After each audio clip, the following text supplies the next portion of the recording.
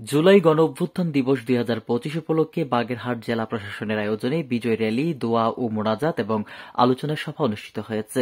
মঙ্গলবার সকালে কেন্দ্রীয় শহীদ মিনার থেকে বর্ণাঢ্য বিজয় র্যালি বের করা হয়। র্যালিটি শহরের গুরুত্বপূর্ণ সড়কসমূহ প্রদক্ষিণ করে স্বাধীনতা উদ্যানে গিয়ে শেষ হয়।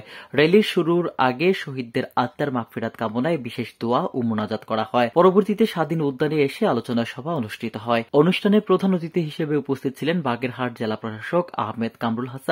বিশেষ অতিথি হিসেবে উপস্থিত ছিলেন পুলিশ সুপার মোহাম্মদ তৌহিদুল আরিফ, জেলা বিএনপির সাবেক সভাপতি ও সমন্বয়ক এম এস সালাম, বাগেরহাট প্রেস ক্লাবের সভাপতি মোহাম্মদ কামরুজ্জামান সহ বিভিন্ন রাজনৈতিক, সামাজিক ও সাংস্কৃতিক সংগঠনের নেতৃবৃন্দ, শিক্ষক, শিক্ষার্থী, গণমাধ্যম কর্মী এবং সুধী সমাজের প্রতিনিধিরা। বক্তারা বলেন, গণঅভ্যুত্থান ছিল স্বৈরাচার বিরোধী আন্দোলনের এক উজ্জ্বল দৃষ্টান্ত।